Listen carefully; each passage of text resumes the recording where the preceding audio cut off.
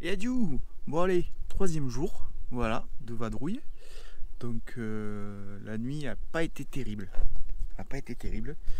J'ai dû changer d'endroit en cours de nuit. Vers 2 h du matin, en fait, je me suis fait réveiller par... Il y avait une grosse teuf, je pense, là-haut. Il y avait une grosse sono.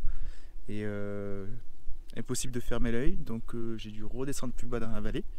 Et là, j'ai pu enfin dormir. Donc là, il est 9 h quasiment. Et on va se préparer pour attaquer cette rando. Cette belle rando qui nous attend. Allez, on y va. Allez. C'est parti. Il fait un temps magnifique. Il va faire très chaud aussi. Mais bon. Je pense que la chaleur, ça va se gérer. Allez, c'est parti, on y va.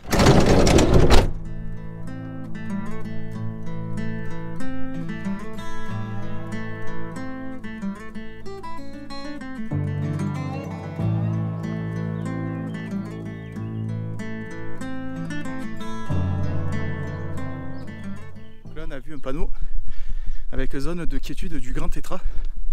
Le grand tétras, c'est un grand oiseau, un coq, qui est une espèce protégée. Et il vit dans les montagnes ici. Et la particularité, c'est que quand il y a beaucoup de neige, eh ben, cet oiseau-là va créer des igloos pour y passer l'hiver, pour se protéger. Et toujours face au nord, dans la poudreuse. Ouh. Désolé, je suis un peu essoufflé. Alors là les amis, je sais pas si vous voyez, mais c'est une énorme fourmilière.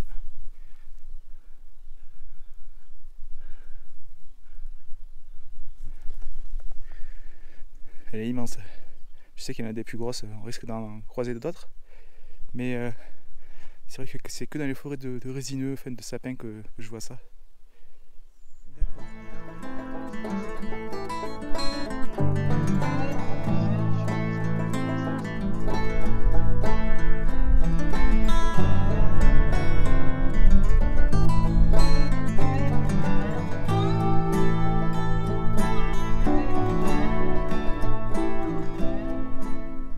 Alors là les amis, je vous amène voir une vue incroyable au belvédère des Vertiges.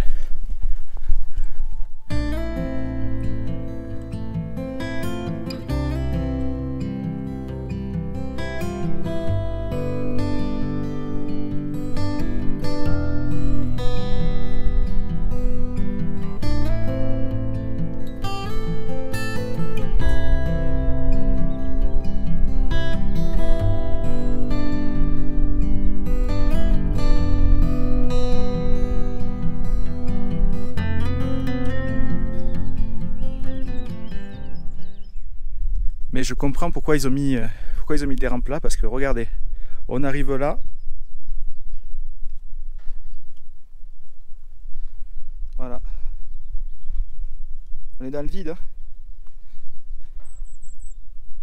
Hein. C'est énorme. Il était vraiment grandiose ce panorama. C'est vraiment très très beau.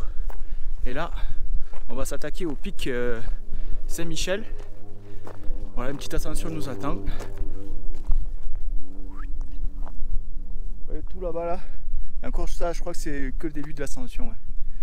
Parce que j'ai vu que apparemment c'était assez raide. C'est pas grave, on va le prendre à la cool. Oui, on est en vacances. Ça sert à rien de se stresser. Alors pour ce genre de montée, je vais vous donner une petite technique. Voilà, là ça monte quand même pas mal, on le voit. Il y a l'espace pour bouger autour. Donc pour éviter de monter frontalement et d'arriver complètement grillé à la cime, ce que je fais souvent, c'est ça. Hop, je fais des virages tranquillement. Voilà. Comme ça permet de casser la pente. Alors c'est sûr qu'on fait beaucoup plus de pas, mais arrivé en haut, je peux vous assurer que le souffle est encore là et on a pas mal au mollet.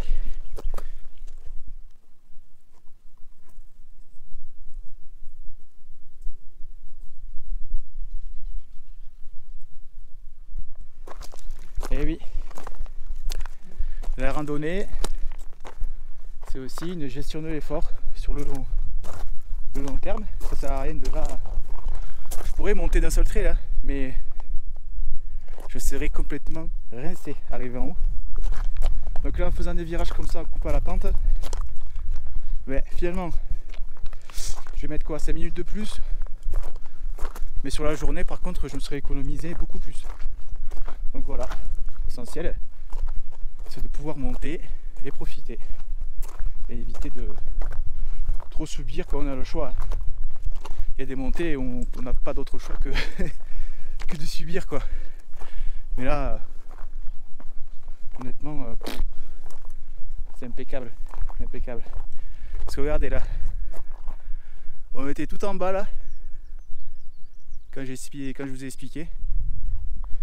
Là je suis en haut, bon c'est sûr que le cardio il travaille quand même, mais ça va.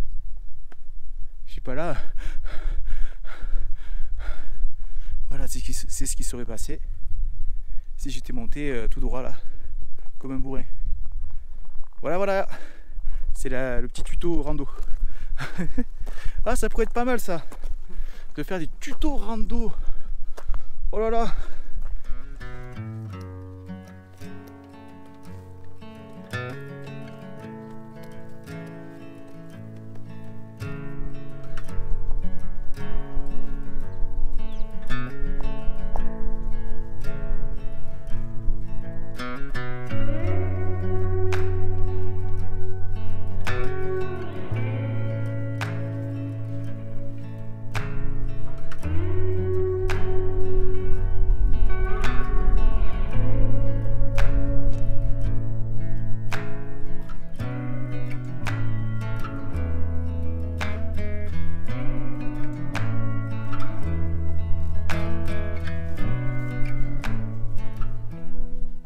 Donc là, je suis sur le monotrace qui va m'amener jusqu'au pic Saint-Michel.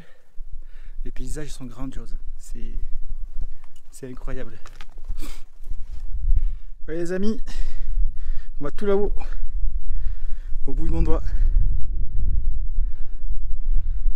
Il y a du monde, il y a du monde.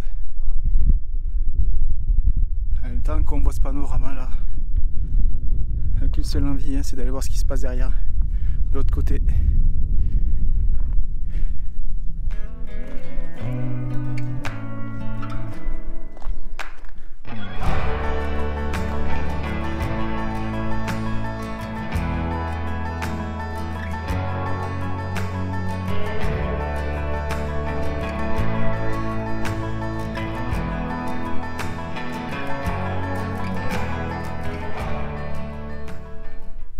Allez, encore une centaine de mètres à monter et on y est.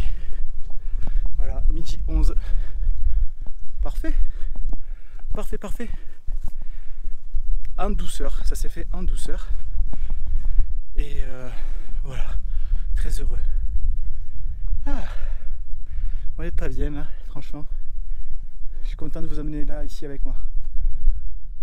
Ça fait plaisir.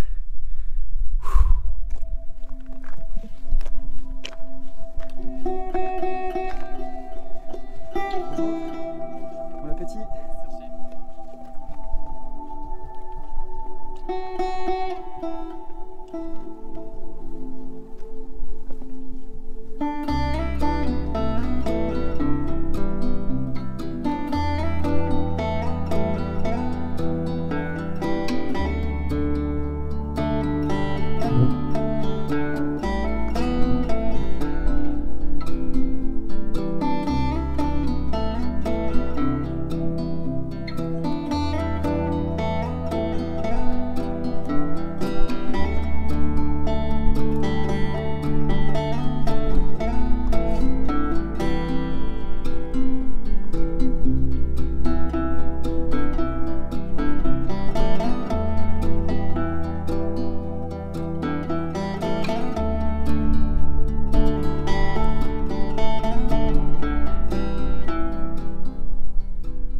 Je suis arrivé au pic Saint-Michel, il y avait deux personnes là-haut qui étaient en train de déjeuner à côté de la croix. Puis je fais des photos à droite à gauche, et puis on commence à entamer la discussion, tout ça, et on va parler du Vercors et de la résistance. Et voilà, je vais expliquer un petit peu pourquoi j'étais là et ma démarche voilà, avec la résistance mais aussi la nature, de concilier les deux en même temps. Et voilà, du coup on a bien sympathisé. D'ailleurs je vous salue si vous regardez cette vidéo, c'était bien sympa de parler avec vous. Et puis voilà, c'est toujours agréable de rencontrer des personnes sympathiques comme ça, là, quoi, avec qui on peut discuter 5 minutes, ça fait toujours plaisir. Je suis littéralement tombé amoureux du Vercors. C'est alors à chaque fois que je vais quelque part, je dis ça. Mais là vraiment, il y a quelque chose ici, hein, c'est impressionnant.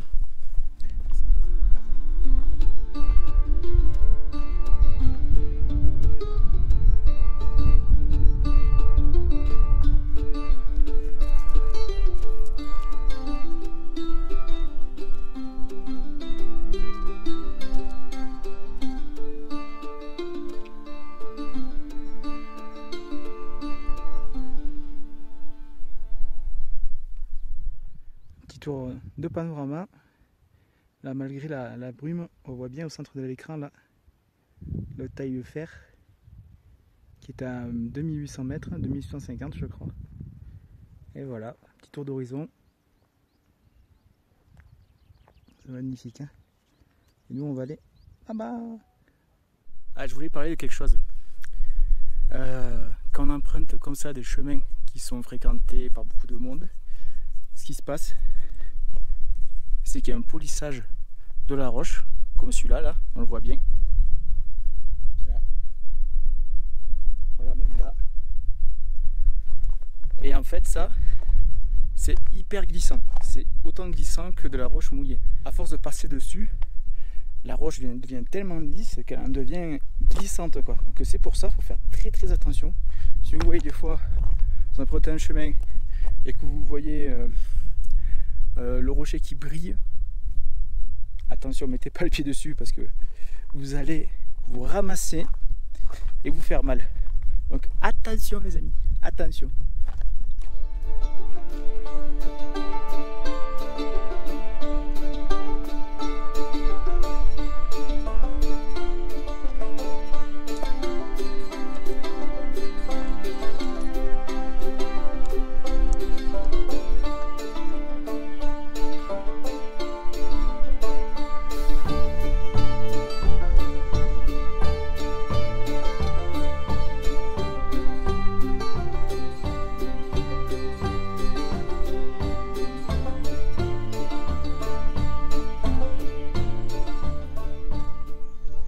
Allez, on va voir s'il est ouvert cet abri, si on a de la chance ou pas.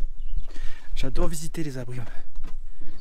Alors, oh, c'est trop bien, c'est ouvert. Excellent.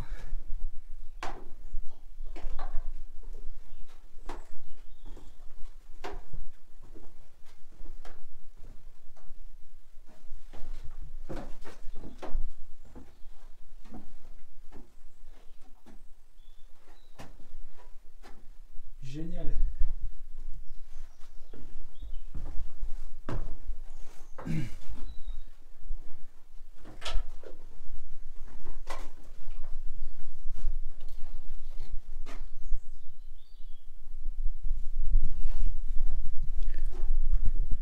Il est vraiment trop mignon cet abri là, en bois comme ça. Trop cool. Trop cool. Là pour venir bivouaquer, se faire un petit repas. C'est génial, c'est le top. Allez, on est bientôt vers la fin de cette randonnée. Là j'ai rejoint une jolie forêt d'épicéas. C'est très agréable là, de passer dans cette forêt, un peu de fraîcheur.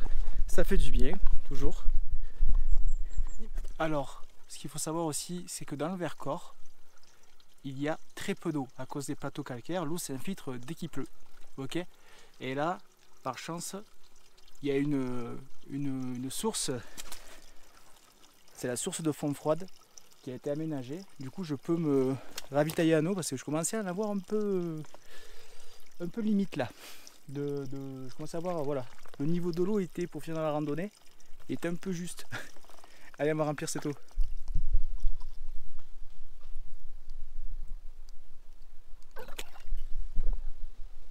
Oh, elle est fraîche, ça fait trop du bien. Ouh. Ça fait vraiment du bien être fraîche là. De la bonne eau de source. Après, vous inquiétez pas, j'ai la gourde exprès là. Une gourde de la marque Oko, voilà, qui fait office de filtre. C'est toujours important d'avoir un petit filtre à eau sur soi. Parce que là, même si elle vient de la source, hein, qui vous dit que vous n'allez pas attraper la gastro. Si vous la filtrez pas ou quoi. S'il n'y a pas une merde qui traîne dans l'eau, quoi. Donc, ben, ça filtre. Voilà.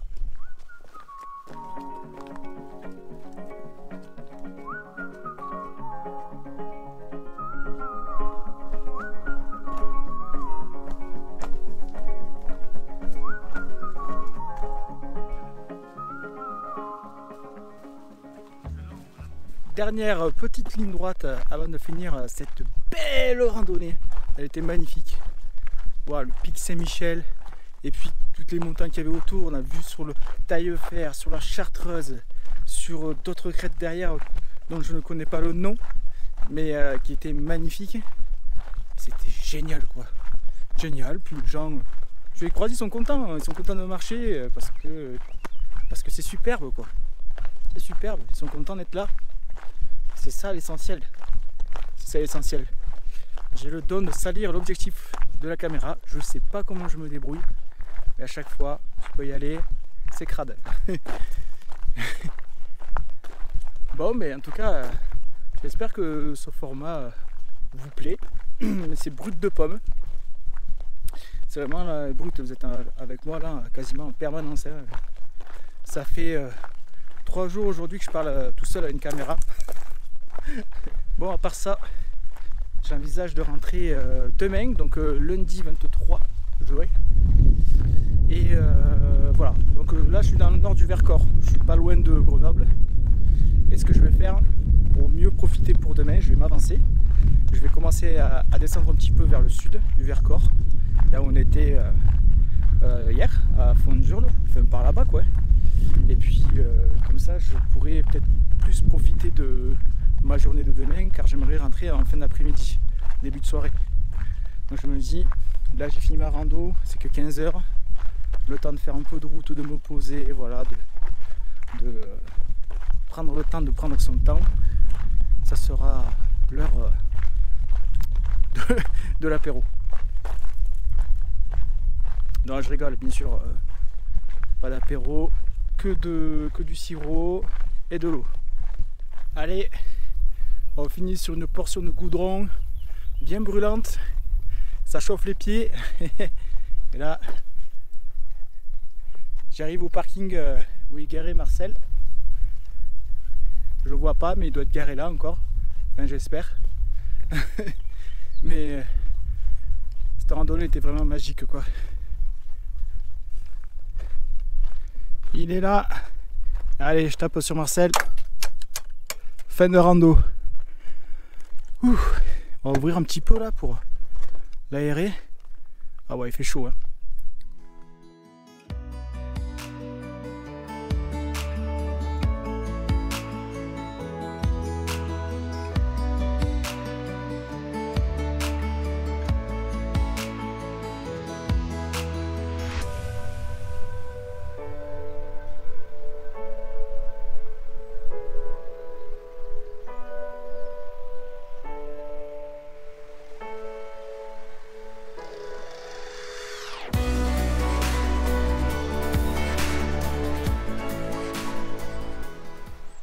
Bon les amis, après moult péripéties, nous voici arrivés au spot de ce soir.